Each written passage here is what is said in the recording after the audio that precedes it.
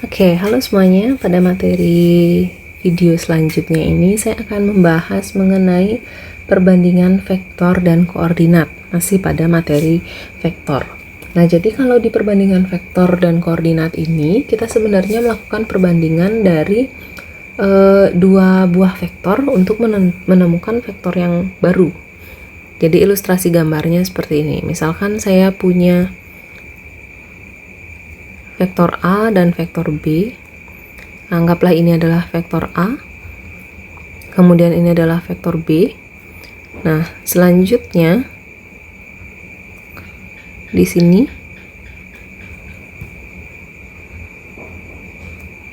ini vektor B, kemudian di sini saya punya vektor P. Vektor P ini yang membagi vektor A dan B ini, misalkan ini adalah titik O, ini adalah titik A, B, kemudian ini ada titik P gitu misalkan. Vektor P ini akan membagi garis AB menjadi dua bagian. Misalkan ini panjangnya M dan ini panjangnya N. Jadi AP itu adalah sepanjang M, kemudian PB atau BP itu sepanjang N. Nah, untuk mencari perbandingan vektornya, rumusnya itu si vektor P tadi itu adalah, nah di sini diperhatikan bahwa M ini kan berseberangan dengan B, vektor B. N ini berseberangan dengan vektor A. Posisinya dilihat. Nah, itu. Oke, kemudian yang nanti kita ingat di rumus bahwa karena M-nya berseberangan dengan B, M kali vektor B ditambah N kali vektor A kita bagi dengan jumlah dari garisnya, M tambah N. Jadi ini adalah rumus untuk perbandingan vektor. Oke, selanjutnya saya masuk ke contoh soal. Misalkan di sini saya punya vektor A dan vektor B, di mana nanti dia akan ada AB dan PB seperti di gambar di atas yang terbagi menjadi perbandingan 3:4. Nah, kemudian saya mau mencari vektor posisi dari titik P. Nah, yang kita lakukan, kita nggak tahu vektor A dan vektor B nya dulu nih. Berarti vektor P nya adalah, kan AP nya itu akan jadi M di sini, PB nya akan jadi N. Berarti itu yang kita gunakan sebagai pengali. 3 vektor B, kan di sini 3-nya karena AP-nya di sini AP-nya, dan M-nya akan dikalikan dengan B, sedangkan M-nya 3. Ditambah 4 kali vektor A dibagi 3 tambah 4. Dia akan menjadi 3B tambah 4A per 7, atau 1/7 kali 3B tambah 4A. Selesai. Nah, misalkan sekarang saya punya titik yang diketahui di soalnya.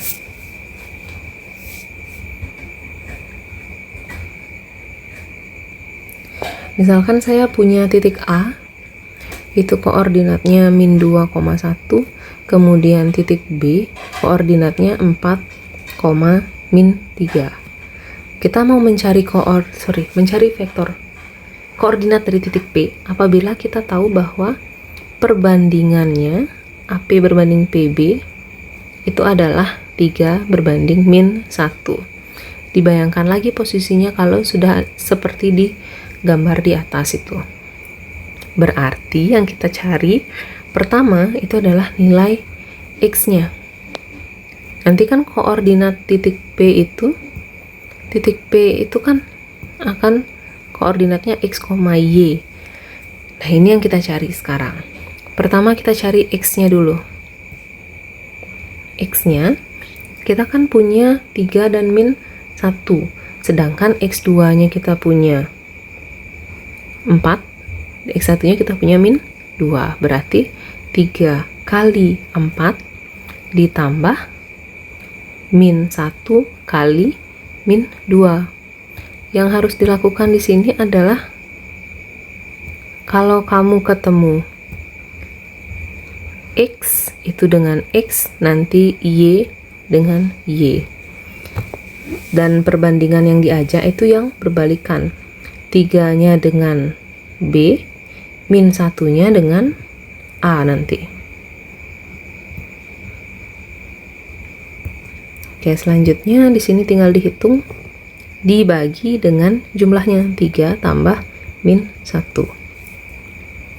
Kita punya 12 tambah 2 per 2, 14 per 2 sama dengan 7. Nah, kemudian Y-nya juga kita lakukan yang sama.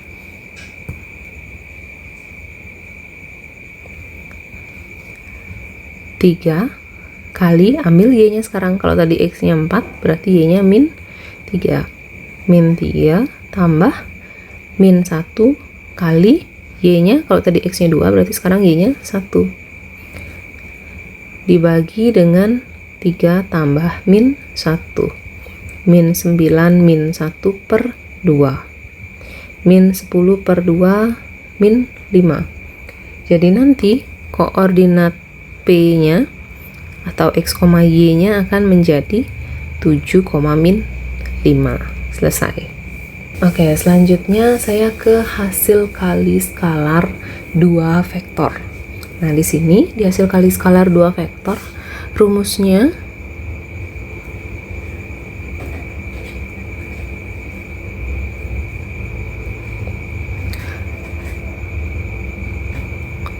itu adalah vektor A kali vektor B itu sama dengan panjang yang sebelumnya sudah kita pelajari, panjang dari vektor A dikali dengan panjang dari vektor B dikali dengan cos theta. Jadi nanti akan, karena ada dua skalar, dua vektor, berarti kan kurang lebih gambarnya kan seperti ini. Misalkan gitu.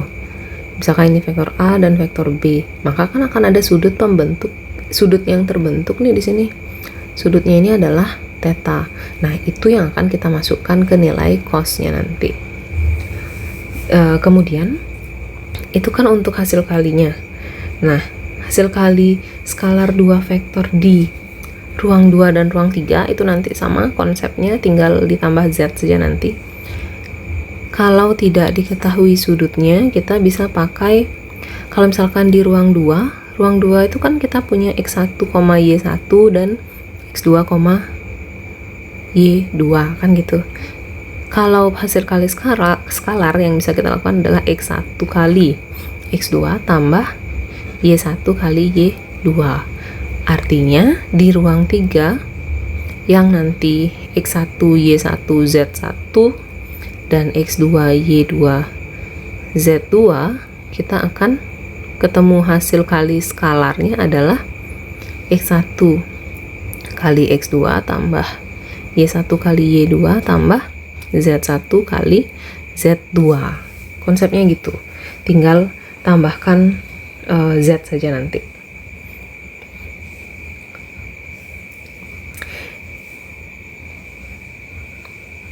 Oke, misalkan saya punya dua vektor.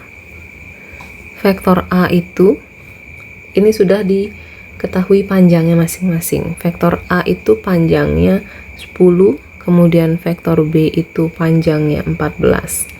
Dan sudut yang terbentuk itu adalah di antara vektor A dan vektor B itu adalah 60 derajat. Nah, kalau sudah seperti ini, berarti kan antara rumus 1 dan rumus yang pertama ini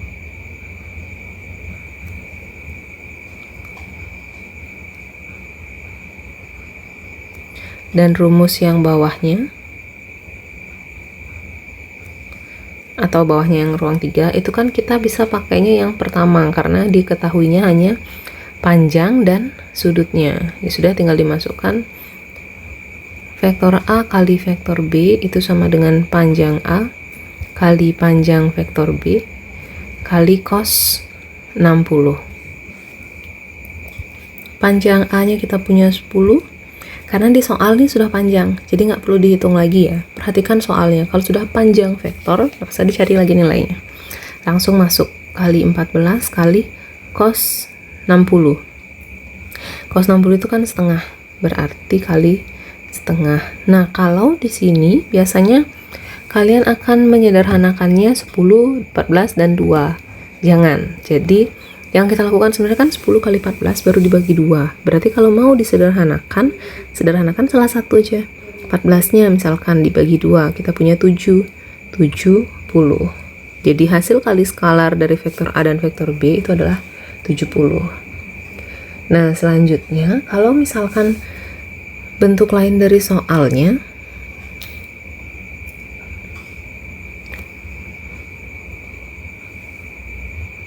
misalkan diketahui vektornya, vektor U gitu, misalkan dia adalah 3 dan 4, kemudian vektor V itu adalah min 7 dan 2, berarti kalau misalkan sekarang ditanya vektor U kali vektor V, kita kan nggak bisa memakai rumus yang pertama, karena kita nggak tahu sudut yang terbentuk dari dua vektor ini. Berarti kita pakai rumus yang kedua, yang ditambahkan. Berarti di sini X1-nya adalah 3, Y1-nya 4, X2-nya adalah min 7, dan Y2-nya adalah 2. Tinggal masukkan ke rumus tadi. Rumusnya kan X1 tambah X2 kali X2 tambah Y1 kali Y2. Berarti 3 kali min 7 tambah 4 kali 2. Min 21 tambah 8. Kita punya min 13. Jadi itu perbedaan menggunakan rumus yang berisi sudut dan kalau tidak. Kalau sudah diketahui sudutnya, silakan pakai yang pertama. Kalau belum diketahui, silakan pakai yang kedua.